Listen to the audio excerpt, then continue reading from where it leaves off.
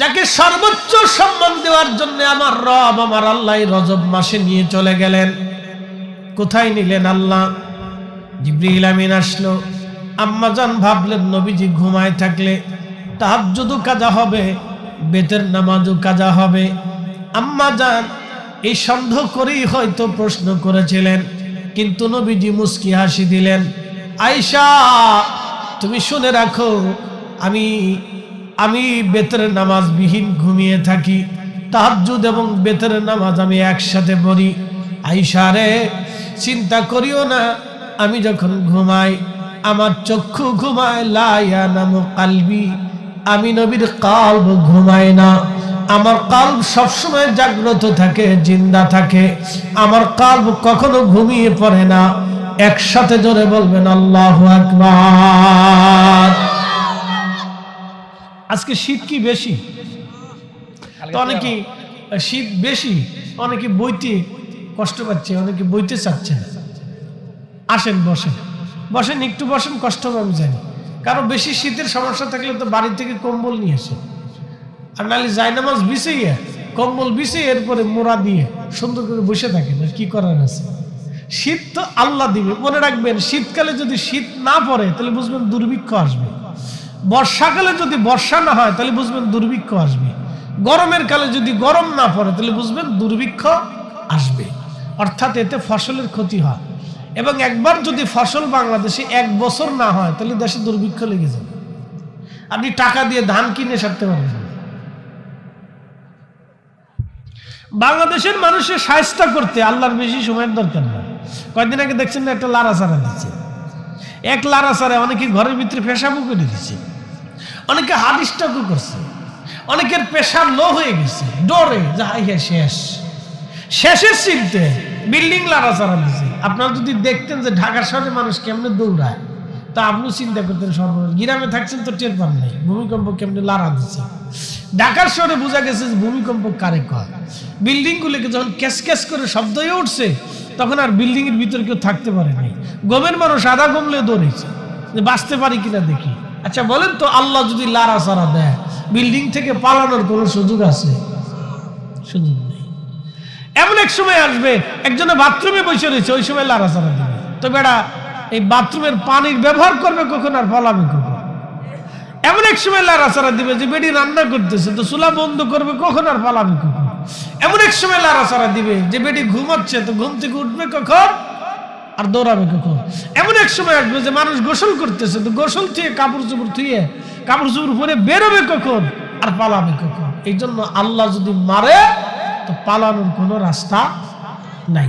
জোরে বলেন আছে? নাই। কিন্তু তারপরে মানুষ বুঝে না। ওই আপনাদের বানিয়ার সঙ্গে কয়েকদিন আগে দেখলাম টেটা যুদ্ধ হয়েছে। টেটা যুদ্ধ চিনতেন? আপনারা তো চিনেন। এই বানিয়ার জন্য জমি দখল নিয়ে মারামারি হয়েছে, 50 জন আহত। একটা আরেকটারে মারে, একটা আরেকটারে মারে। কি আশ্চর্য বলেন তো! উম্মতে মুহাম্মদ এই কাজ করতে পারে? আপনি বলেন তো, উম্মতে মুহাম্মদ এই কাজ করতে পারে? নবী জীবনে কাউকে কোনোদিন একটা থাপ্পড়ও কোনোদিন দেন। একসাথে বলবেন আল্লাহ। না হয় না আরো জোরে বলেন না। রাসূল কোনোদিন অযাচিত একটা ধমকও কাউকে কোনোদিন দেন। আমরা সেই নবীর উম্মত, টেটা যুদ্ধ করি।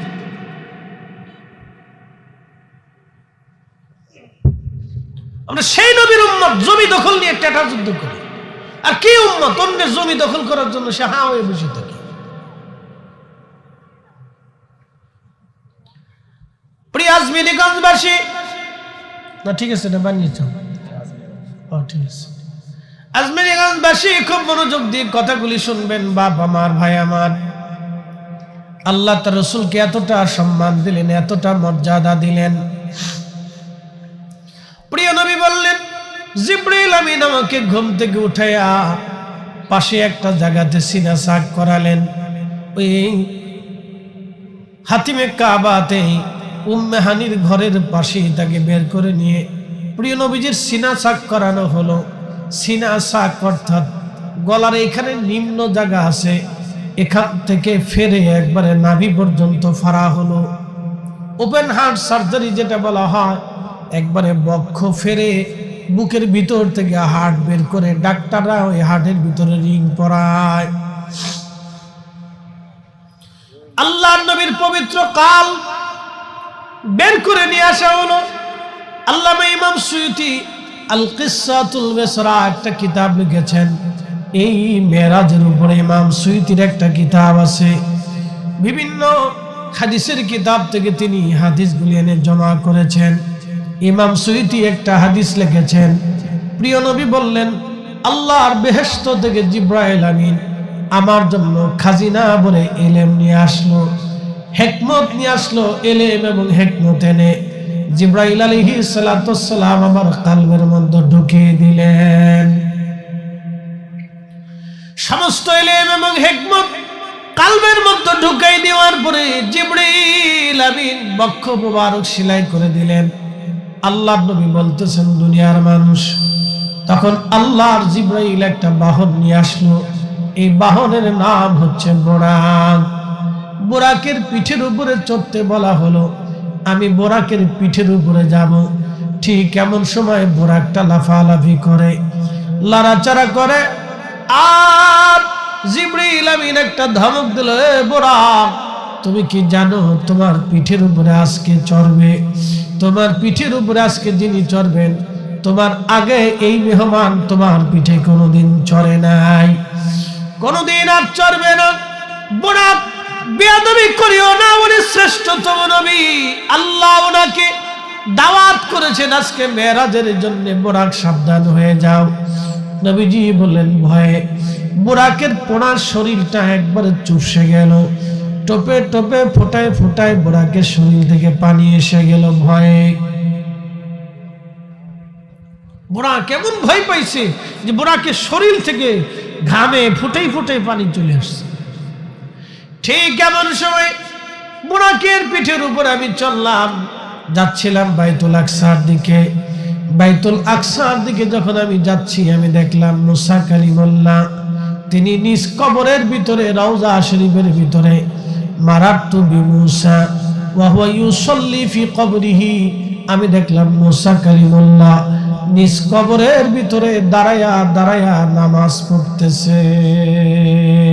চিৎকার করে জোরে বলেন আল্লাহু আকবার।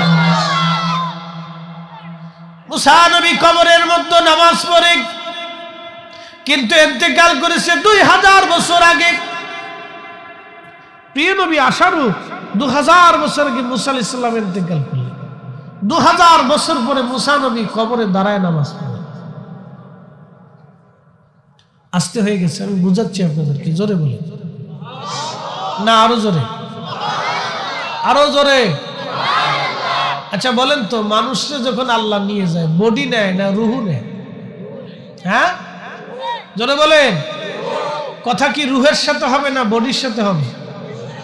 বিচার আচার কি বডির সাথে হবে না রুহের সাথে হবে? আল্লাহর বক্তব্য জিজ্ঞাসা কবরের ভিতরে কি দেহের সাথে হবে না রুহের সাথে হবে? রুহের সাথে হবে।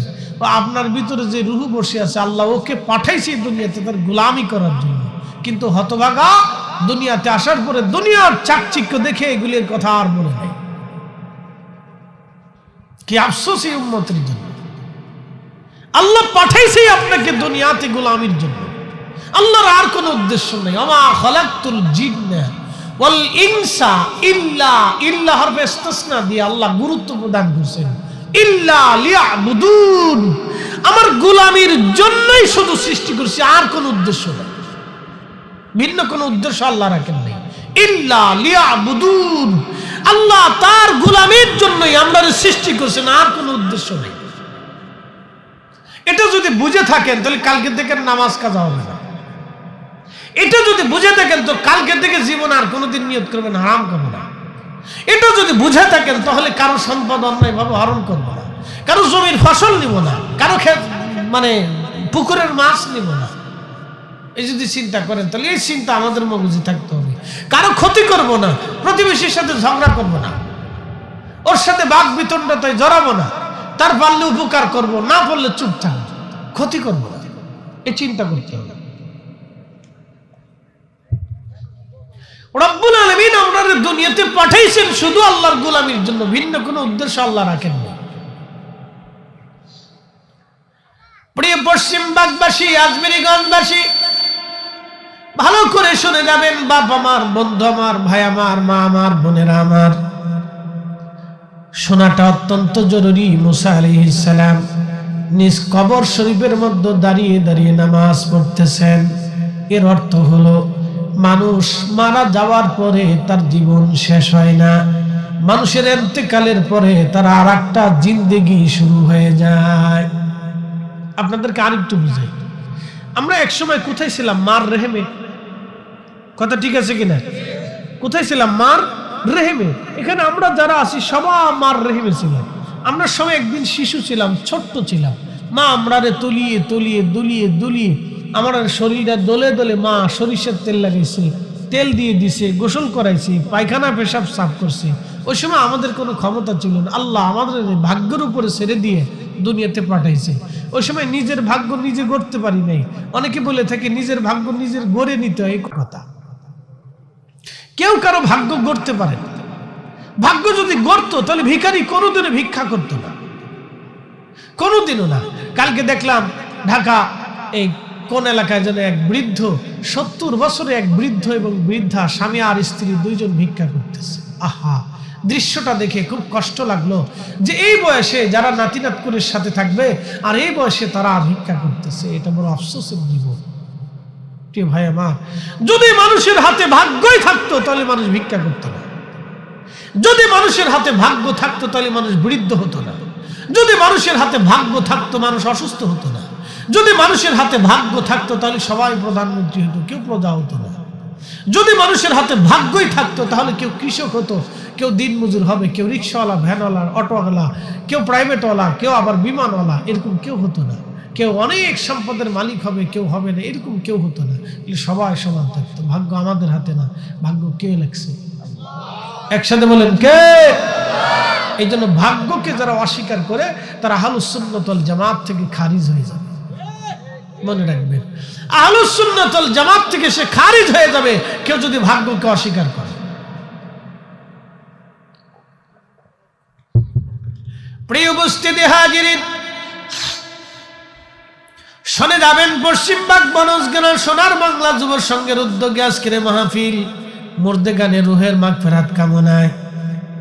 উদ্দেশ্য হলো জিন্দা মানুষের পক্ষ থেকে মৃত মানুষের কবরে নেকি পাঠানো। এটার নাম হলো ইসালে সাওয়াব। রুহের মাগফিরাত, জীবিত মানুষের পক্ষ থেকে মৃত মানুষের কবরে নেকি পাঠানোর নাম ইসালে সাওয়াব। প্রিয় ভাইরা আমার, ভালো করে শুনে যাবেন, বুঝে যাবেন। বন্ধু আমার, হযরত মুসা কালিমুল্লাহ নিজ কবরের মধ্যে দাঁড়ায় দাঁড়ায় নামাজ পড়ে। মুসা নবী নামাজ পড়েন নিজ কবরের মধ্যে দাঁড়ায়া। এর অর্থ হলো মানুষ মারা যাওয়ার পরে তার শেষ হয়ে যায় না, তার আর একটা জীবন শুরু হয়। বলে হুজুর সেটা কেমন জীবন? আপনাদেরকে বোঝায়, আমরা মায়ের পেটের মধ্যে ছিলাম, ওই জীবনটাও কিন্তু একটা জীবন। ওই জগৎ থেকে একটা জগৎ বলা হয়, এটাকে আলমুর রেহেম বলা হয়। মাত্র 6 থেকে 10, 4 মাস অথবা 8 মাস পর্যন্ত আমরা মায়ের বডির মধ্যে ছিলাম, মার পেটের মধ্যে ছিলাম। এই 8 মাসের 7 মাসের ছোট্ট জীবন থেকে আলমুর রেহেম বলা হয়। 60 বছরের ছোট্ট জীবনটাকে আলমুদ দুনিয়া বলা হয়। এই দুনিয়ার পরে আরেকটা জগতে আপনি চলে যাবেন। এই জগতের নাম বারজাখ, কবরের জগৎ। এই কবরের জগৎ কতদিন হবে? কিয়ামত পর্যন্ত এই জগতের মধ্যে আপনাকে থাকতে হবে। এ মুসলমান, মার রেহেমে আসার আগে আমরা আরেকটা জগতের মধ্যে ছিলাম। এই জগতের নাম হচ্ছে রুহের জগৎ। এই রুহের জগৎ থেকে আল্লাহ আনলো রেহেমের জগৎ। রেহেম থেকে আল্লাহ নিয়ে আসলো দুনিয়ার জগৎ। দুনিয়ার জগৎ থেকে আল্লাহ আপনাকে নিয়ে যাবে কবরের জগৎ। এই কবরের জগতে কিয়ামত পর্যন্ত আপনার থাকতে হবে। ওয়া ইদাল কুবুরু বুসিরাত, কিয়ামতের ময়দানে কবর থেকে মানুষকে উঠাইয়া উঠাইয়া হাসরের ময়দানে তাড়িয়ে নিয়ে যাওয়া হবে। আল্লাহ বলেন, আলিমাত নাফসুম মা কদ্দামাত ওয়া আখারাত। আর সেই দিন তুমি জীবনে কি আমল করেছো, এই আমলগুলি তোমাকে দেখানো হবে। আলিমাত নাফসুম মা কাদ্দামাত ওয়া আখারাত, প্রথম জীবনে সে কি পাঠিয়েছে, শেষের জীবনে কি কি পাঠিয়েছে। প্রশ্ন রাখতে পারেন, হুজুর প্রথম জীবনে তো আপনি নামাজ পড়লেন, রোজা রাখলেন, শেষের জীবনটা আবার কি? অর্থাৎ কিয়ামত পর্যন্ত আপনার জন্য 3টা দরজা আল্লাহ খোলা রাখছেন। একটা দরজার নাম সদকায়ে জারিয়া।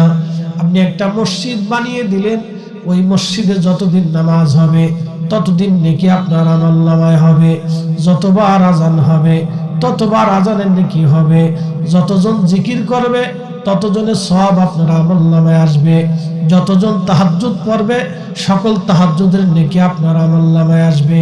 কারণ আপনি একটা মসজিদ বানিয়েছেন, অথবা মসজিদ বানাইতে সাহায্য করেছেন, অথবা মসজিদে একটা টিউবওয়েল গেড়ে দিয়েছেন। যতদিন মানুষ পানি পান করবে ততদিন আপনার আমলনামায় নেকি চলতে থাকবে। আপনি মারা যাবেন কিন্তু নেকি বন্ধ হবে না। একটা মেয়ের বিয়ে হয় না, গরিব মানুষ, আপনি তার সেই মেয়েটার বিবাহের বন্দোবস্ত করেছেন, খরচ দিয়েছেন। ওই মেয়েটা যতদিন সংসার করবে, যতটা বাচ্চা কাচ্চা হবে, যতদিন সে জীবনে সংসার করবে ততদিন আপনার আমলনামায় নেকি চলতে থাকবে। আপনি একটা গাছ লাগিয়ে দিয়েছেন, ওই গাছের ফল পশুরা যতদিন খাবে, পাখিরা যতদিন খাবে, মানুষেরা যতদিন খাবে, ওই গাছের ছায়ায় মানুষরা যতদিন বসবে ততদিন আপনার আমলনামায় নেকি চলতে থাকবে। এটার নাম সদকায়ে জারিয়া। আপনি নদী কেটে দিয়েছেন, যতদিন মানুষ নদীতে গোসল করবে, মাছ মেরে খাবে। পুকুর কেটে দিয়েছেন, যতদিন মানুষ গোসল করবে, ওই পানি নিয়ে মানুষ উপকৃত হবে, পানি পান করবে, ততদিন আপনার আমলনামায় নেকি চলতে থাকবে, নেকিগুলি বন্ধ হবে না। এটার নাম সদকায়ে জারিয়া। 2 নম্বরে ইলমের খেদমত। মাদ্রাসা বানিয়েছেন, এতিমখানা বানিয়েছেন, ছেলেরা মাদ্রাসায় পড়ল, মাদ্রাসাতে আপনি একটা বস্তা চাল দিয়ে সহযোগিতা করেছেন, অথবা একটা ছেলের এতিম আপনি লেখাপড়া করে আলেম বানাইছেন। সে যতদিন পর্যন্ত কোরআন কিতাব পড়বে এবং নামাজ পড়বে, তার হায়াত যদি 70 বছর হয়, 70 বছর ধরে যত ইবাদত করবে, আল্লাহ আপনার আমলনামায় 70 বছর পর্যন্ত ইবাদতের নেকি লিখে দিবে। আপনি মারা যাবেন কিন্তু কোরআন মারা যাবে না। যতদিন কোরআন তেলাওয়াত চলতে থাকবে, ওই আলেম থেকে আরো আলেম, ওই আলেম থেকে আরো আলেম, ওই মাদ্রাসা থেকে আরো মাদ্রাসা, ওই মাদ্রাসা থেকে আরো মাদ্রাসা। আপনি কবরে চলে যাবেন কিন্তু মাদ্রাসা কবরে যাবে না। আপনি কবরে চলে যাবেন, উলুমুল হাদিস কবরে যাবে না। আপনি কবরে চলে যাবেন, কোরআন কবরে যাবে না। যতদিন ওই কোরআন তেলাওয়াত চলতে থাকবে ততদিন আপনার আমলনামায় নেকি চলতে থাকবে, আপনার নেকি ততদিন বন্ধ হবে না। একবার জোরে বলেন মারহাবা। আলিমাত নাফসুম মা কাদ্দামাত ওয়া আখারাত, প্রথমে শেষে কি পাঠিয়েছেন আখিরাতের জন্য, সব আল্লাহ আপনাকে সেই দিন দেখায় দিবে। সুবহানাল্লাহ। কি বাড়ি যাওয়া হবে না? হয় না? আরো জোরে। তাহলে বলেন, আপনাদের দোয়া দুরূদ জিকির আজকারের দরকার আছে কিনা নাই? এই মাহফিল প্রয়োজন আছে কিনা নাই? এই মাহফিলে যত নেকি হবে, এই এলাকার প্রত্যেকটা কবরে সমানভাবে নেকি দিয়ে দেওয়া। আসতে হলো কেন? জোরে বলেন। যিনি সাজাইলেন এবং আপনারা যারা আসছেন, আপনারাও যত নেকি পাবেন, তত পরিমাণ নেকি যারা সাজাইছে তাদের আমলনামায় হবে। যেমনি সুবহানাল্লাহ মনে হইতেছে বাংলাদেশ সরকার গরিব দেয়, মানে আল্লাহ গরিব নাকি? একসাথে জোরে বলেন আল্লাহু আকবার। তাহলে নেকি আছে কিনা নাই? তাহলে মাহফিল চলার দরকার আছে কিনা নাই? আল্লাহ কবুল করুক, জোরে বলেন আমিন। 3 নম্বরে আউ আলাদিন সলিহিন ইয়াদউ লাহু, নেক সন্তানের দোয়া। নেক সন্তানের দোয়া, নেক সন্তানের দোয়া। এই দোয়া যতদিন চলবে, আপনি মারা গেছেন, ছেলে দোয়া করবে, রাব্বিরহামহুমা কামা রাব্বায়ানি সগীরা। আল্লাহ, আমার আব্বা আম্মারে তুমি জান্নাতের ভিতরে সেইভাবে লালন পালন করো যেইভাবে আমার আব্বা আম্মা ছোট্টকালে আমাকে দুলিয়ে দুলিয়ে আদর করে ভালোবাসা দিয়ে লালন পালন করেছিল, লালন পালন করেছিল। আল্লাহ, সেইভাবে তুমি আমার আব্বা আম্মাকে জান্নাতে লালন পালন করো। তাহলে দোয়া শিখেছি কে? দোয়া কে শিখেছে? ডরাচ্ছেন নি আপনারা? দোয়া শিখেছি কে? রাব্বির হামহুমা কামা। দোয়ার শব্দ কি হবে? শব্দ মালা কি হবে? তাও আল্লাহ নিজে শিক্ষা দিয়েছেন, রব্বির হামহুমা কামা রব্বায়ানি সগীরা। শব্দমালা কি হবে, কোন বাক্য দিয়ে মা বাবার জন্য দোয়া করবা আল্লাহ সেটাও শিখিয়েছে। এরপরে যদি আপনার দোয়া ভালো না লাগে তাহলে বুঝতে হবে শয়তান আপনার অন্তরে আসর করছে, আপনার সমস্যা আছে। প্রিয় উপস্থিতি হাজিরিন, ভালো করে শুনে যাবেন। আওলাদিন সলিহিন ইয়াদুলাহু, নেক সন্তান দোয়া করবে। এই দোয়াগুলি আপনার আমার কবরে আল্লাহ রাব্বুল আলামিন পাঠাবে। আমাদের বাবা মা যারা কবরে চলে গেছে তাদের আমলনামাতে এই সওয়াবগুলি চলে যাবে। নেক সন্তানদের দোয়া, এই দোয়াগুলি চলে যাবে। ও প্রিয় ভাই আমার, কবর মানে শেষ না, কবর আরেকটা জীবন। ওই জিন্দেগিতে হাসি দুঃখ কান্না শাস্তি আরাম জান্নাত জাহান্নাম ওই জীবনেও আছে। ইল্লিন সিজ্জিন ওই জীবনে আছে। যদি আপনি ভালো কাজ করে দেন তখন আল্লাহ আপনাকে ডাক দিবে, ইয়া আইয়াতুহান নাফসুল মুতমাইন্না তুরজিই ইলা রাব্বিকি রাদিয়াতাম মারদিয়া। হে নফসে মুতমাইন্না ইরজিই, হে নফসে মুতমাইন্না ইরজিই, ও আত্মা তুমি আমার হুকুম মানেছ। প্রশান্ত আত্মা, হালাল হারাম বেঁচে চলেছ, কোটি কোটি টাকা হারাম তোমার সামনে এসেছে, আমি খোদার ভয়ে তুমি হারাম ধরো নাই। যদি সেই দিন হারামটা নিতা তাহলে 5 তলা বাড়ি বানাইতে পারতা, সুন্দর গাড়িতে চড়তে পারতা, ছেলে মেয়ে আনন্দ ফুর্তি করতে পারতা, দেশ বিদেশ ঘুরতে পারতা। কিন্তু না, তুমি হালালের চিন্তা করে কম খেয়েছ কিন্তু হারাম ধরো নাই। ও বান্দা, প্রচন্ড শীতের মধ্যেও তুমি আমার জিকির ছেড়ে দাও নাই, নামাজ ভুলে যাও নাই। বান্দারে ইরজিই, তুমি আমার দিকে আসো, ইলা রাব্বিকি রাদিয়াতাম মারদিয়া। আল্লাহ ডাক দেবে, বান্দা আমার সন্তুষ্টির দিকে তুমি চলে আসো, আমার সন্তুষ্টির দিকে তুমি চলে আসো। ফাদখুলি ফি ইবাদি ওয়াদখুলি জান্নাতি। বান্দারে আমার জান্নাতে তুমি থাকো, যেই জান্নাত আমার ইবাদত গুজার বান্দাদের জন্য বানিয়েছি। আবাদুন আবাদা, তুমি বেহেশতের আবাসে তুমি আরাম করতে থাকো। নাম কানামাতিল আরশ, তুমি এমন ভাবে ঘুমাও দুলহা দুলহানি যেইভাবে ঘুমিয়ে থাকে তুমি সেইভাবে ঘুমাও। এই জন্য কারো কারো কবর রওজা হয়ে যায়, আল কবরু রাউজাতুম মিন রিয়াজিল জান্নাহ। কারো কারো কবর আল্লাহ রওজা বানায় দেয়, কারো কারো কবর আল্লাহ হুবরাতুম মিন হুবারিন নার, জাহান্নামের গোত্র বানায় দেয়, জাহান্নামের টুকরা বানায় দেয়। যারা আল্লাহর হুকুম না মেনে কবরে চলে যায়, ওই আত্মাটাকে কবরের ভিতরে আল্লাহ শাস্তি দিতে থাকে। আত্মা 2 ধরনের হয়, একটা নফসে মুতমাইন্না আর একটা নফসে আম্মারা। নফসে আম্মারা সবসময় আপনাকে জাহান্নামের দিকে নিয়ে চলে যাবে, আর নফসে মুতমাইন্না সবসময় আপনাকে জান্নাতের দিকে নিয়ে চলে যাবে। এই শোনেন, রমজান আসতেছে সামনে, শয়তানটা আল্লাহ শিকল দিয়ে বাঁধবে, সত্য কিনা? না আসতে করেন না, ডরাই বলতেছেন মনে হয় দুপুরে খানটান নেই। শয়তানটা যে শিকল দিয়ে রমজানে বাঁধবে, সত্য কিনা? আল্লাহ রসুল 1450 বছর আগে বলছেন, নবীর কথা একটাও কি মিথ্যা? হ্যাঁ, জোরে বলেন, মিথ্যা হবে? নবীজি বলছেন শয়তান বাধা হয়, কথা তো সত্য, কিন্তু রমজান মাসে কি আকাম কুকাম হয় না? তাহলে ওই কোন শয়তানই আকাম করে? এটার নাম হচ্ছে নফসে আম্মারা।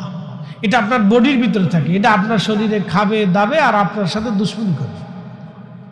আপনি ওরা খাওয়াচ্ছেন, পড়াচ্ছেন, আরাম দিচ্ছেন, ঘুম পড়াচ্ছেন, তো এটা আপনার ভিতরে বসে বসে আপনার সাথে দুশ্মনী করে। এটার নাম নফসে আম্মারা। শয়তানের একটা খলিফা ওটা। শয়তান ওটার ভিতরে বসাই রেখে দিয়ে যায়, তুই কাজ চাল, আমি চলে গেলাম সামনে, আমার শিকল দিয়ে বাঁধতেছে কিন্তু তুই কাজ চালবি না, ও কাজ চালাচ্ছে। এটার নাম নফসে আম্মারা। এ দেখুন রমজান মাস আসলে পেঁয়াজের দাম বাড়বে, যারা বাড়াবে ওগুলি সব কটা শয়তান। জোরে বলে, রমজান মাস আসলে তেলের দাম বাড়বে, যারা বাড়াবে সব শয়তান। সারা পৃথিবীতে রমজান মাস আসলে পণ্য সামগ্রীর দাম কমে যায়, একমাত্র বাংলাদেশ এই রমজান মাস আসলেই ব্যবসায়িকরা ওই বড় বড় সিন্ডিকেট আলাদা চিন্তায় থাকে যে রমজান মাসেই সুযোগ একটা কাজে লাগাবো।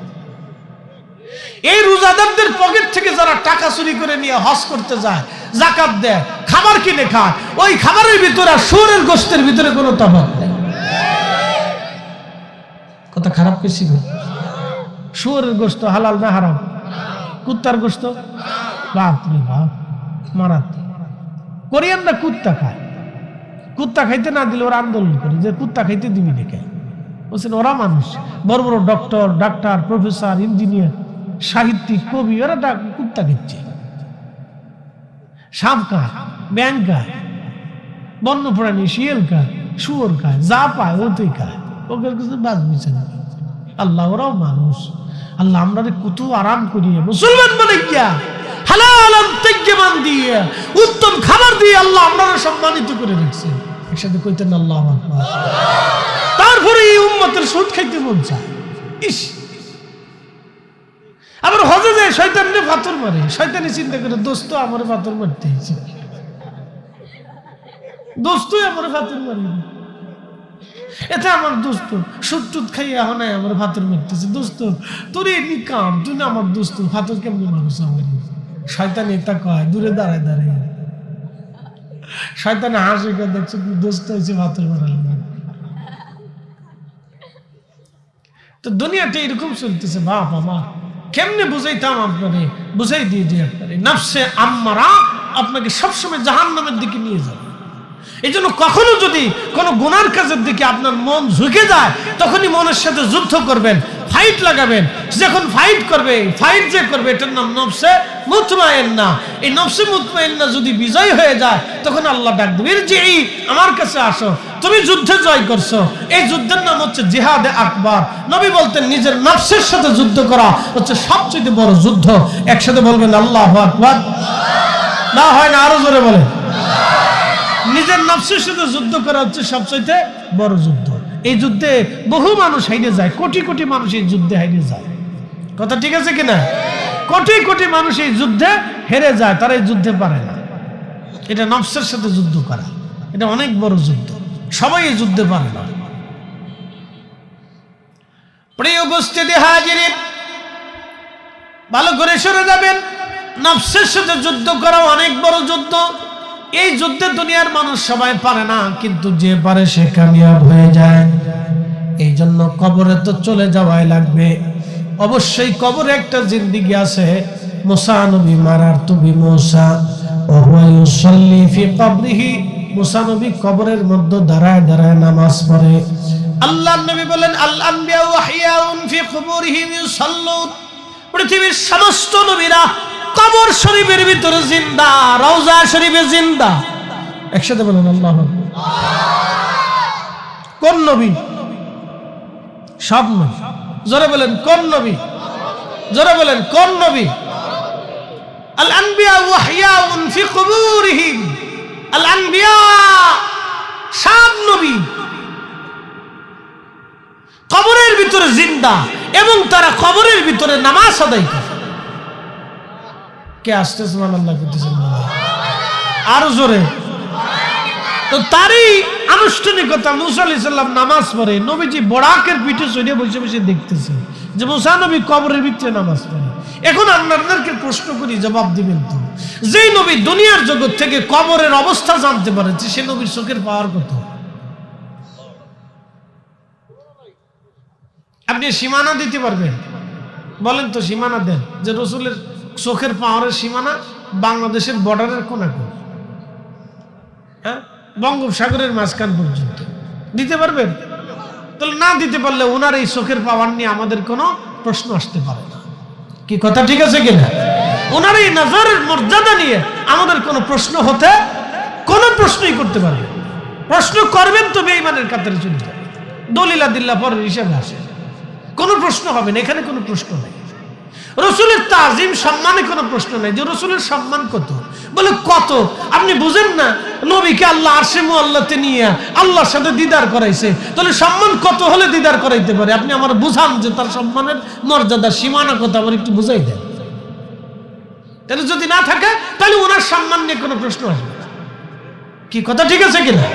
ওনার সম্মান নিয়ে কোনো বিতর্ক নেই, কোনো কথা হবে না, এর বিরুদ্ধে তো কোনো ওয়াজ হবে না। পক্ষে পারলে করেন, না পারলে চুপ করে থাকে, নাহলে আপনি হালাল হারাম নিয়ে এই জিকির আজগার নিয়ে ওয়াজ নিষেধ করে চলে যান। এই উল্টে পাল্টা বক্তব্যের দরকার নাই, সমাজে বিশৃঙ্খলারও দরকার নাই।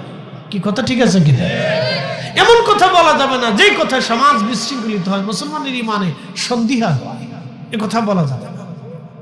যে নবী দুনিয়াতে দাঁড়াইয়া কবরের হালত বলে দিতে পারতেছে, তাহলে সেই নবীর চোখের পাওয়ার কত বড়, এটা আমি আপনারা বুঝাইতে পারবো। একসাথে বলবেন আল্লাহু আকবার। আচ্ছা আপনারা বলেন তো, সূর্যের দিকে কত সময় পর্যন্ত তাকায় থাকতে পারবেন? বলেন, পারবেন? 5 মিনিট পারবেন? এক নাগারে তাকায় থাকবেন সূর্যের দিকে। আচ্ছা 13 লক্ষ পৃথিবী এক জায়গায় করলে যত বড় হয়, সূর্যটা তত বড়। আল্লাহর নবী সূর্য পার হলেন, সূর্য পার হওয়ার পরে তারপরে গ্যালাক্সি পার হইলেন। গ্যালাক্সির ভিতরে 10,000 কোটি নক্ষত্র আছে, সূর্যের থেকে 200 গুণ বড় বড় নক্ষত্র। সেই গ্যালাক্সি পার হইলেন। গ্যালাক্সির মতো আরো 10,000 মহাবিশ্ব আছে, সেই মহাবিশ্ব পার হইলেন। মহাবিশ্ব পার হওয়ার পরে মহাশূন্য পার হইলেন। নবীজির চোখে সমস্যা হয়নি। আসতে কোন কে না, আরো জোরে বলেন। দেহ মুবারক সমস্যা, চুল মুবারক ঝরে পড়ে যাই নাই, কাপড় উপরে যাই নাই, তাহলে আপনি তার মর্যাদা কি বুঝাইতে চান আমার? কি কথা ঠিক আছে কিনা? তাহলে তার চোখ নিয়ে আপনি প্রশ্ন তুলতে চান কেন? তার নজর নিয়ে আমার কোনো প্রশ্ন নেই, ওটা আল্লাহ জানে। তার সীমানা কত দূর আমরাও বলতে পারবো। কথা ঠিক আছে কিনা? তার নজর নিয়ে আমাদেরও প্রশ্ন নাই, করা যাবে না। আপনি আরো বুঝাচ্ছি, গ্যালাক্সি পার হলেন, 10,000 মহাবিশ্ব পার হলেন, তারপর মহাশূন্য পার হলেন, এরপরে প্রথম আসমান পার হলেন, দ্বিতীয় আসমান পার হলেন, তৃতীয় পার হলেন, যেখানে অক্সিজেন, হাইড্রোজেন, নাইট্রোজেন কোনো কিছুর কোনো অস্তিত্ব নেই। কিন্তু নবীর আল্লাহ পার করাইলেন। নিতে নিতে নিতে নিতে সিদরাতুল মুনতাহায় নিলেন। সিদরাতুল মুনতাহার পরে নূরের জগতে নিলেন। নূরের জগতে, জগতই নূর। আসতে হবে না? জোরে বলেন, আরো জোরে, আরো জোরে। জগৎ কি? জোরে কন, জোরে কন। নবী নূর না মাটি, প্রশ্নই তো দরকার নেই। উনি সেই রসুল, সে মহান রসুল যাকে আল্লাহ নূরের জগতে বিচরণ করাইছেন। তাহলে এবার আপনি বলেন যে দেহধারী মানুষকে নূরের জগতে আল্লাহ বিচরণ করাইলেন কত দূর? সহিহ বুখারীতে আছে, বিমা লা ইয়ালামুহু ইল্লাল্লাহ। নূরের জগতে এত দূরে আল্লাহ নিলেন যার কোনো সীমানা নাই। না, আর জোরে জোরে জোরে জোরে জোরে জোরে। কিসের জগৎ? কতক্ষণ কিসের জগৎ? না, জড় জগৎ। আপনি জানতো আকাশে যে মেঘ আছে, মেঘের উপরে চলে যান, মেঘের উপরে আরেকটা মধ্যবর্তী সীমানা আছে, এটাকে বলে মধ্যাকর্ষণ শক্তি। নিউটনের আবিষ্কার মধ্যাকর্ষণ শক্তি। এই মধ্যাকর্ষণ শক্তির উপরে গেলে উপরের দিকে টেনে নিয়ে যাবে, আর নিচে থাকলে নিচের দিকে পড়ে যাবে। বিমানগুলি যদি মধ্যাকর্ষণ শক্তির উপরে চলে যায় তো অটোমেটিক উপরে টেনে নিয়ে চলে যাবে। কোথায় নিয়ে যাবে বিমান নিজেও বলতে পারবে না। বুঝতে পারছেন? এটা হলো ঊর্ধ্বাকর্ষণ শক্তি, এটাকে বলে মধ্যাকর্ষণ শক্তি, একবারে মধ্য মধ্য লেভেলে লেভেলে। আচ্ছা আপনি বলেন তো, মধ্যাকর্ষণ শক্তি পার হয়ে গেলে মানুষ আর অক্সিজেন পাবে না, হাইড্রোজেন নাইট্রোজেন কিচ্ছু পাবে না, ওই জগতই আলাদা। তো নবী সেই জগৎ পার হলেন, আসমান পার হলেন, 7 আসমান পার হলেন, সিদরাতুল মুনতাহা গেলেন, এরপরে নূরের জগতে গেলেন।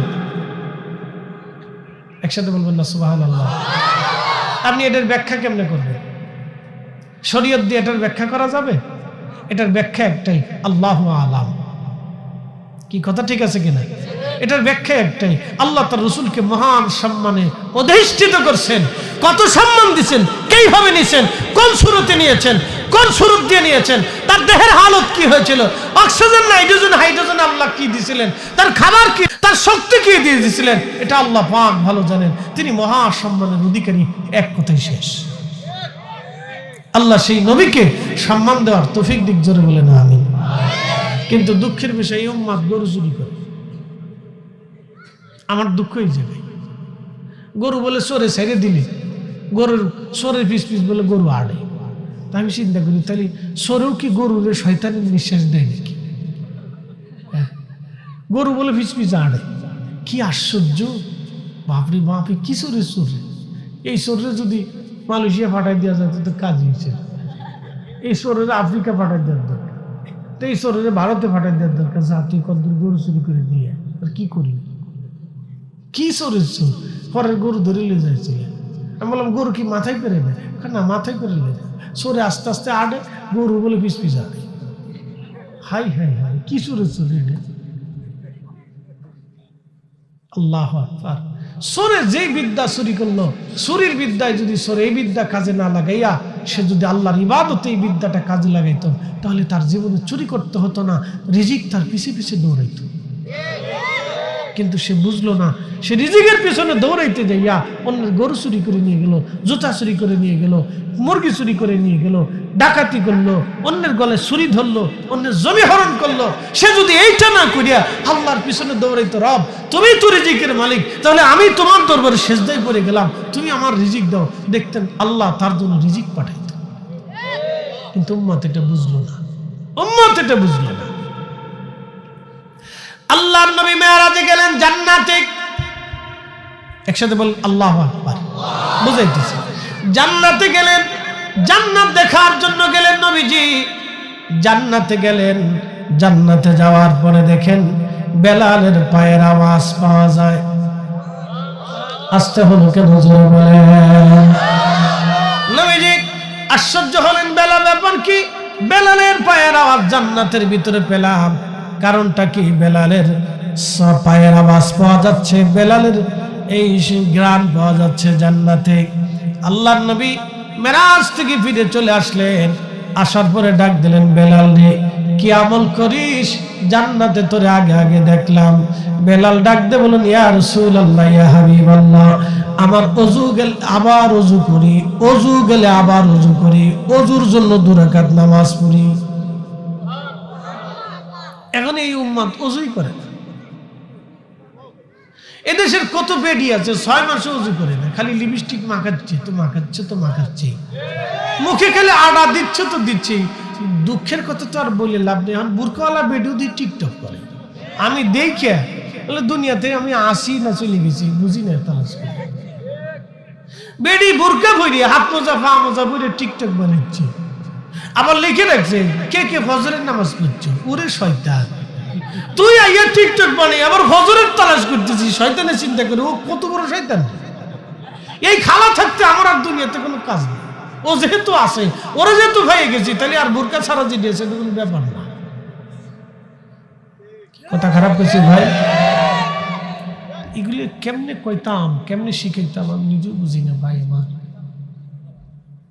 প্রিয় উপস্থিতি হাজিরিন, সাহাবী রাসূল হযরত বেলাল রাদিয়াল্লাহু তাআলা আনহু জান্নাতে নবীজি আগে আগে দেখলেন। ফিরে এসে বললেন, বেলাল রে কি এমন আমল করো? বেলাল ডাক দিয়ে বলেন, ইয়া রাসূলুল্লাহ, ওযু গেলে আবার ওযু করি, ওযুর জন্য 2 রাকাত নামাজ পড়ি। হুজুর কখনো ওযু ছাড়া আমি থাকি না, আমি ওযু অবস্থায় সব সময় পাক হয়ে থাকি, এই জন্য আল্লাহ বুঝি আমার এই সম্মান দিয়েছে। আমি বলেন, হ্যাঁ বেলাল, তোমার এই কারণে তোমাকে আল্লাহ আমাকে জান্নাতে আগে আগে দেখাইছে। তার অর্থটা কি বুঝছেননি? আল্লাহর নবী বেলালের মাকাম জান্নাতে মেরাজের রাত্রিবেলায় দেখেই এসে তারপরে সুসংবাদ দিয়ে দিছে। একবার জোরে জোরে বলা যাবে কি মারহাবা।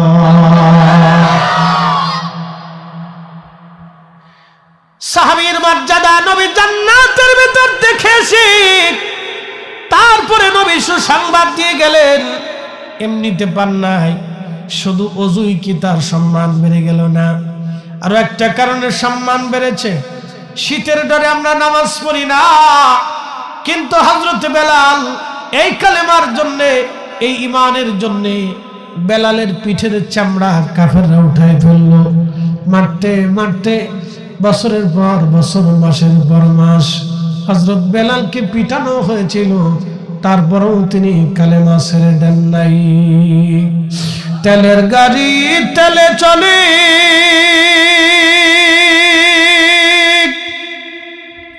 হাওয়ার গাড়ি হাওয়ায় উড়ে, বিনা তেলে চালাই গাড়ি, নবী সুলাইমান,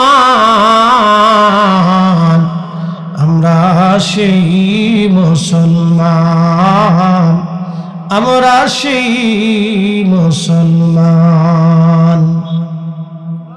এমন ভাবে তাকে মারা হলো, পিঠের চামড়াগুলি উঠিয়ে ফেলা হলো।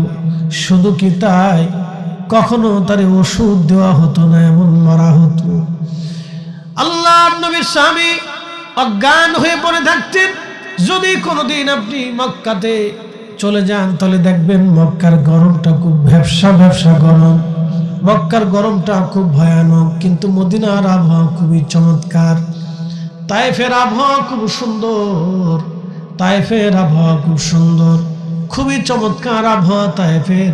মদিনার আবহাওয়াটাও সুন্দর। মদিনাতে যদি যান, তাহাজ্জুদের সময় যদি আপনি উঠেন, তখন আপনি দেখবেন মনে হবে আল্লাহর জান্নাত থেকে বাতাস আসতেছে, খোদার বেহেশত থেকে মনে হবে বাতাস আসতেছে। ফজরের বাতাস এত মজা লাগে মদিনাতুল মুনাওয়ারা, এত মজার বাতাস পৃথিবীর কোথাও আপনি আবহাওয়া পাবেন না। এত চমৎকার বাতাস আছে তাহাজ্জুদ থেকে। তাহাজ্জুদ থেকে বাতাসটা শুরু হয়, একবারে ফজর পর্যন্ত, সূর্য ওঠার আগ পর্যন্ত বাতাস থাকে। কিন্তু এই বাতাসের আর্দ্রতা এবং ভালোবাসাটা একবারে 8টা-9টা পর্যন্ত আপনি পেতে থাকবেন। এতই সুন্দর আবহাওয়া মদিনার। বন্ধু খুব মনোযোগ দেবেন। হাজিরিন, মক্কার প্রচন্ড গরমে বেলালকে পাথর বুকের উপর চাপা দিয়ে হাত পা গুলি বেঁধে মরুভূমির ভিতরে উত্তপ্ত বালুর মধ্য তারে শোয়া হাত পা বেঁধে বুকের উপরে পাথর চাপা দিয়ে রাখা হতো। বেলালের একটা শব্দ ছিল আহাদ, আর কোনো শব্দ ছিল না। ওয়াহেদু এক, আহাদু এক, কিন্তু ওয়াহেদ এবং আহাদের মধ্যে একটা পার্থক্য আছে। আল্লাহ কোরআনে বললেন কুল হু আল্লাহু আহাদ। আল্লাহ কিন্তু কুল হু আল্লাহু আহাদ বলেন নাই।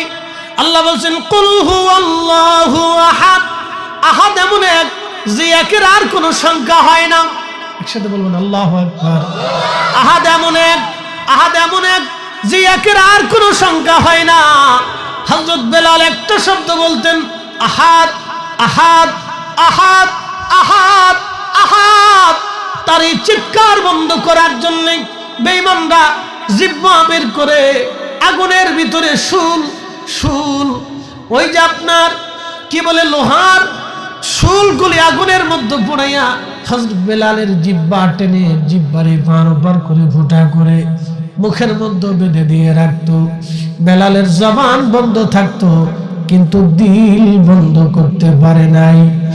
এই ত্যাগের কারণে প্রিয় নবীজি মসজিদে নববীর মুয়াজ্জিন থেকে বানিয়ে দিলেন আহা এমন এক মসজিদের মুয়াজ্জিন, যেই মসজিদের ইমাম হলেন ইমামুর রাসূল, ইমামুল মুরসালিন, ইমামুল মুরসালিন, যে মসজিদের ইমাম। আর পৃথিবীর সর্বশ্রেষ্ঠ মানব জাতির ভিতরে শ্রেষ্ঠ মানুষ সাহাবীরা হলো মুসল্লি। পৃথিবীর সর্বকালের সর্বশ্রেষ্ঠ মানুষ জামাত হলো সাহাবীদের জামাত। এই জামাতের উপরে পৃথিবীর কোন জামাত শ্রেষ্ঠ জামাত হতে পারে না। নবীরা ভিন্ন সম্মানের অধিকারী, কিন্তু কোন নবীর সাহাবীদেরকেও আল্লাহ এত সম্মান দেন নাই। আমার রাসূলের সাহাবীদেরকে আল্লাহ যে সম্মান দিয়েছেন, পৃথিবীর মধ্যে শ্রেষ্ঠ জাতি, তাদেরকে উদ্দেশ্য করে আল্লাহ বললেন কুনতুম খায়রা উম্মাহ, তোমরা সৃষ্টির শ্রেষ্ঠ জাত, তোমরা সৃষ্টির শ্রেষ্ঠ, তোমরা সৃষ্টির সেরা। একবার জোরে বলা যাবে কি ইয়া রাসূলুল্লাহ?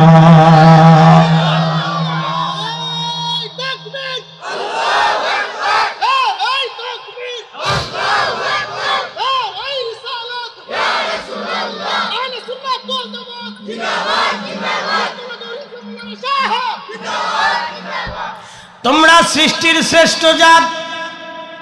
এই সাহাবীদেরকে উদ্দেশ্য করে না আল্লাহ বলেন তোমরা সৃষ্টির শ্রেষ্ঠ। রাদিয়াল্লাহু আনহুম ওয়া রাদু আন, তোমাদের উপরে আমি খুশি, তোমরাও আমার উপরে খুশি। সাহাবীদেরকে আল্লাহ সম্মান দিয়ে দিলেন। প্রিয় ভাইরা খুব মনোযোগ দিবেন। হযরত বেলাল মদিনার মসজিদের মুয়াজ্জিন হয়ে গেলেন। প্রিয় ভাইরা বলছেন হুজুর তার জীবনের একটা অংশ একটু আলোচনা করে শোনাবেন। তারই জন্য আপনাদেরকে আলোচনায় নিয়ে আসলাম। ভাই আমার মনোযোগ দিবেন। বেলাল আজান দেন, বহুদিন আজান দিলেন। আহা, তার আজানের ফয়জুদ এতই চমৎকার ছিল, আজানটা দিতে দেরি হতো, কোনো সাহাবী আর ঘরে থাকতেন না। ব্যবসা থাকলে ব্যবসা রেখেই চলে আসতেন, দোকান থাকতো স্বর্ণের দোকান, ওইভাবেই সাহাবীরা খুলে রেখে চলে আসতেন। দোকান ওই দিন পাহারা দেওয়া লাগতো না, কারো দোকান থেকে কারো মাল হারাইতো না। এমন জমানা ছিল কারো দোকান থেকে কারো মাল হারাইতো না। নারীরা ছিলেন সর্বোচ্চ নিরাপত্তার ভিতরে। নারীদেরকে এমন সম্মান ওই দিন দেয়া হতো, পৃথিবীর অন্য কেউ এমন সম্মান পেত না। সাহাবী রাসূল হযরত বেলাল আজান দিতে দিতে দিতে দিতে দিতে দিতে প্রিয় নবীর চিরধানের সময় চলে আসলো। নবী চলে যাবেন দিদারে ইলাহির জন্য, একেবারে স্থায়ীভাবে খোদার দিদারে চলে যাবেন। ডাক এসে গেল, নবীজির ইন্তেকাল হয়ে গেল। আহা, সাহাবীরা পাগল পারা হয়ে গেলেন। বিরাস যেই কুয়ার পানি নবী পান করতেন, বিরাসের পানি, এই যে কুয়ার পানি নবীজি পান করতেন, এই পানি কুয়াটা এখনো কাবা মদিনাতুল মুনাওয়ারাতে আছে। এই কুয়াটা আল্লাহর জান্নাত থেকে এসেছে। নবীজি হযরত আলীকে বলেছিলেন, আলী রে, এই কুয়ার পানি দিয়ে তুমি আমার দাফন কাফন করা, তুমি আমার গোসল দেওয়াইবা। নবীজি এই কুয়ার পানি ব্যবহার করতেন, এই কুয়ার পানি খেতেন। একদিন নবীজি বললেন, আমি স্বপ্ন দেখলাম আমি জান্নাতের একটা কুয়ার পাশে বসে আছি, এই কুয়ার নাম হচ্ছে বিরাস। একবার জোরে বলা যাবে আল্লাহু আকবার। মদিনাতে একটা জান্নাতের কুয়া আছে। সুবহানাল্লাহ, কি বাজ্যা কবে যেমনে কইতেছে। হাজিরা জমজমের পানি খাওয়ার জন্য পাগল, জমজমের পানিও বেহেশত থেকে আসা। কিন্তু মদিনাতেও রাসূলের সম্মানে আল্লাহ একটা কুয়া দিয়ে দিলেন, বীরে গাস, এটাও আল্লাহর বেহেশত থেকে আসা। আস্তে কর, জোরে বলে।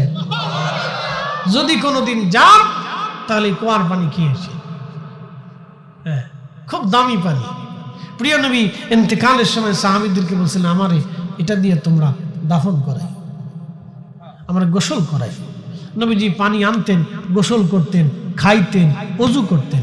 একদিন ওযু করার পরে অবশিষ্ট পানিটা এই কুয়ার মধ্যে নবী ছেড়ে দিলেন। ওই দিন থেকে আজও পর্যন্ত এই কুয়া কোনোদিনও শুকায় যায় নাই, সেই কুয়াটা এখনো জিন্দা হয়ে রয়েছে। আল্লাহু আকবার। না হয় না, আরো জোরে বলে, আরো জোরে। নবীর মুজিজা আছে না নাই? এখনো আছে। যদি বদরে যান তাহলে বীরের শেফা, 70 জন নবী বীরের শেফার পানি পান করছে, কিন্তু কোনোদিনও ওই বীরের শেফার পানি 70 জন নবী পান করছে। হাজার হাজার বছর ধরে কুয়াটা জীবন্ত ছিল, হঠাৎ কুয়া শুকিয়ে গেল। বদরের যুদ্ধ থেকে ফিরে আসার সময় প্রিয় নবী যে কুয়ার পাশে রইলেন, সাহাবীরা এসে বললেন, ইয়া রাসূলুল্লাহ, কুয়া শুকিয়ে গেছে। প্রিয় নবী কাছে গেলেন, থুতু নিক্ষেপ করলেন, কুয়ার পানি উঠে গেল। 1450 পার হয়েছে, এখনো পর্যন্ত কুয়া শুকায় নাই, পানি চলমান আছে। কোটি কোটি হাজিরা পানি পান করলো, পানি খাচ্ছে, পানি খেতে থাকবে, কিন্তু ওই পানিটা শেফার পানি। একসাথে বলবেন আল্লাহু আকবার। প্রিয় নবীর থুতু শেফা হয়ে গেছে। প্রিয় নবীর থুতু মুবারক কি হয়েছে? শেফা হয়ে গেছে। এই জন্য ওনারা আমাদের কাতারে আনা যাবে না, উনি ওনার কাতারে, উনি ওনার তুলনা, ওনার সাথে আর কোনো তুলনা হবে না। কি কথা ঠিক আছে কিনা? ওনার তুলনা উনি, ওনার তুলনা কি উনি। যারা বলেন রসুলের তুলনা রসুলই, রসুলের তুলনা অন্য কেউ না। সোজা হিসাব, এখানে আর মাসলা বাতাইতে যায় না, তাহলে বিপদে পড়ে যাবে, কোনো মাসলা হবে না। কথাই একটাই, ওনার তুলনা উনি, ওনার তুলনা, এখানে আর কোনো মাসলা। যদি বাতাইতে যান তাহলে বিপদে পড়ে যাবেন।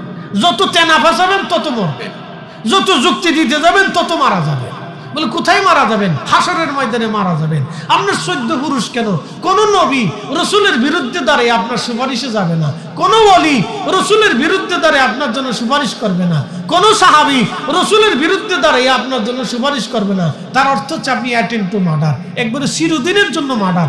আপনারা তরানোর মতো কেউ নাই, হিসাব বরাবর। তো শেষ হযরত বেলাল, নবীজির ইন্তেকাল হয়ে গেল। বেলাল মনের দুঃখে বেদনা সহ্য করতে না পারে, শোনেন, বিরহ একটা বেদনা আছে, বিরহ একটা বেদনা আছে। সন্তান মারা যাওয়ার পরে সবাই ভুলে যায়, কিন্তু মা ভুলে না। মার বিরহ বেদনাটা সারা জীবন চলতে থাকে। আহা, সন্তানের কবর দেখে, সন্তানের কাপড় দেখে, সন্তানের চাদর দেখে মা ধরে ধরে কাঁদতে থাকে। 6 বছর পরেও কাঁদে, 36 বছর পরেও কাঁদে। মা বৃদ্ধ হয়ে গেলেও সন্তানের সেই কাপড়টা ধরে মা কাঁদে। এটার নাম বিরহ বেদনা। এই বেদনা শেষ হয় না। তো বেলালের এই রোগে ধরছিল, আজকে রসুলের প্রেমে বিরহ বেদনায় সহ্য করতে না পারে আজান দেওয়া বন্ধ করে দিলেন। চুপচাপ বসে থাকতেন মসজিদে নববীতে, কথাবার্তাও ছেড়ে দিলেন, আজানও বন্ধ করলেন। ইমাম জাইলি নসবুর রায়ার মধ্যে তিনি লিখেছেন, হযরত আবু বকরের কাছে এসে বলেন, আমাকে বিদায় দিয়ে দেন, আমার আর সহ্য হচ্ছে না, আমি মদিনার থেকে সিরিয়ার দিকে চলে যাব, এখানে বিরহ বেদনা আমার খুব কষ্ট হচ্ছে, আমার সম্ভব না। হযরত আবু বকর অনেক অনুরোধ করছিলেন, কিন্তু বেলাল বললেন, না, আমাকে অনুরোধ করবেন না, আমি চলে যাব। বিরহ বেদনা নিয়ে বেলাল চলে গেলেন। রাতের আধারে সিরিয়ার দামেস্কে ঘুমানো বহুদিন। ইমাম সুবকি আর শিফা ও সাকামের মধ্যে তিনি লেখেন, হযরত বেলাল রাত্রিবেলা স্বপ্ন দেখেন।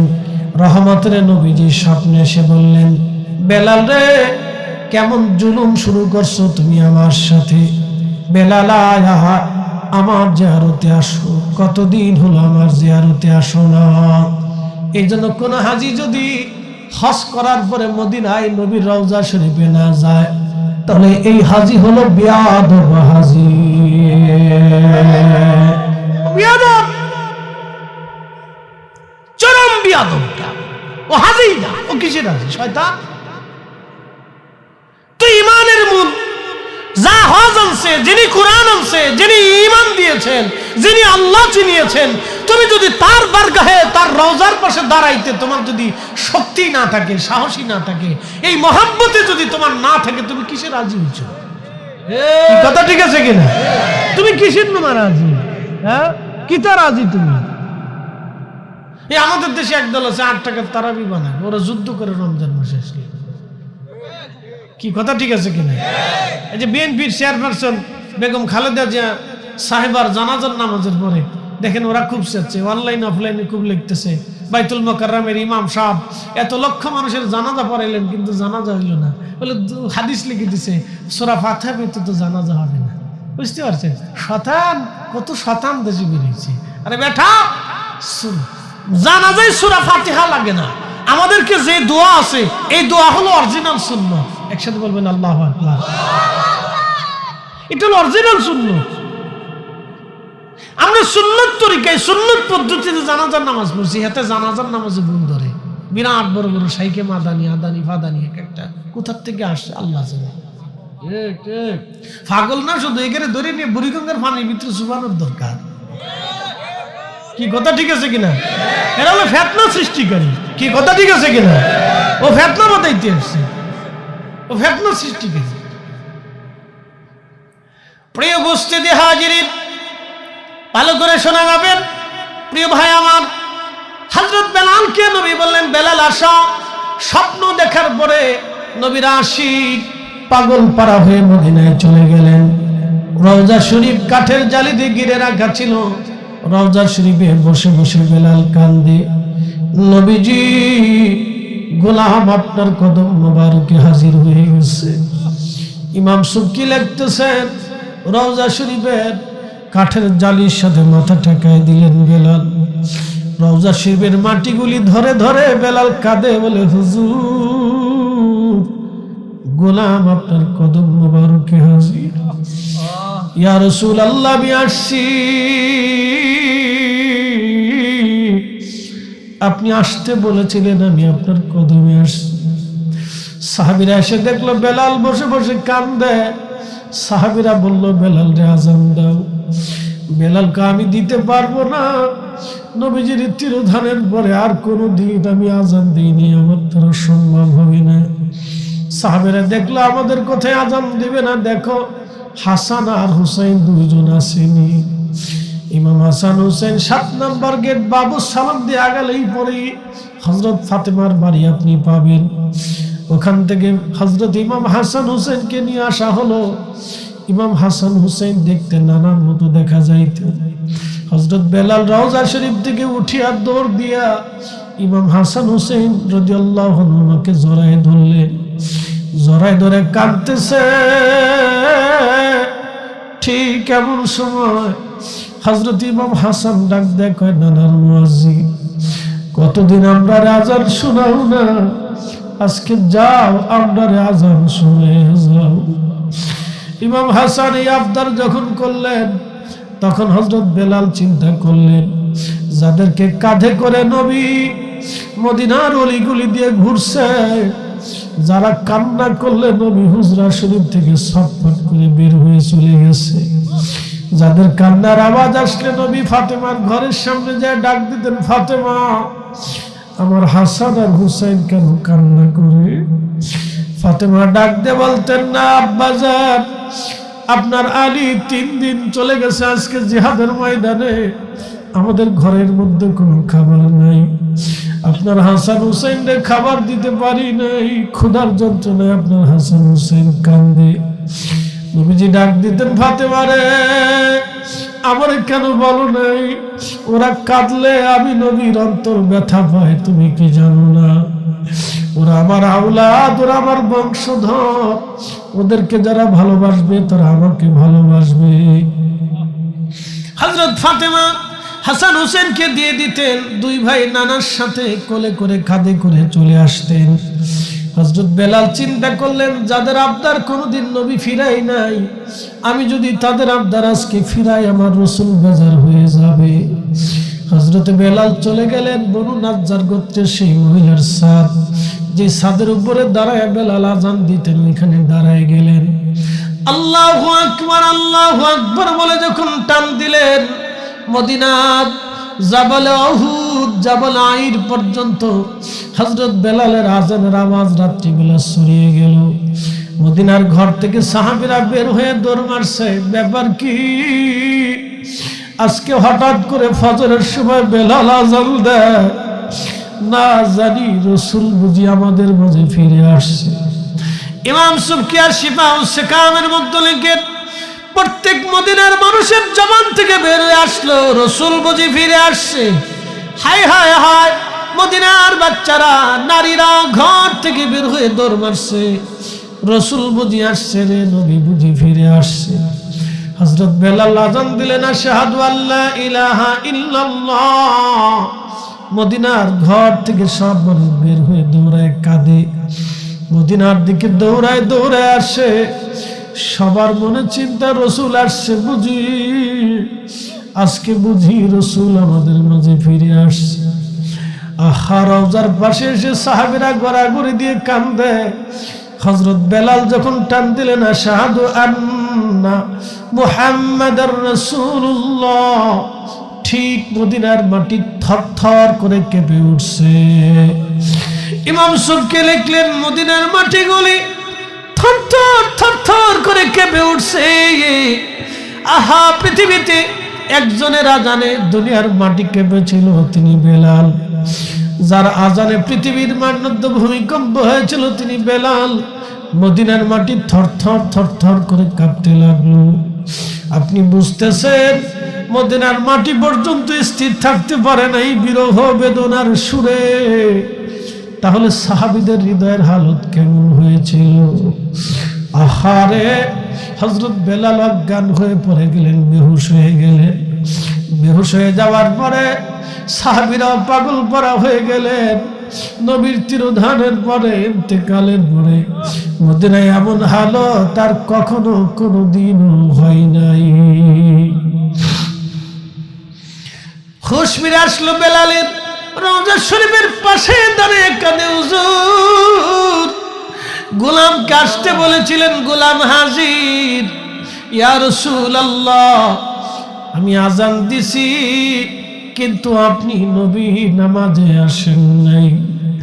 নবীজি আগে আজান দিলে আসতেন, আমি জানি আপনি আর কোনোদিন আসবেন না। ইয়া রাসূলুল্লাহ, গোলামকে আসতে বলেছিলেন, আমি হাজিরা দিছি,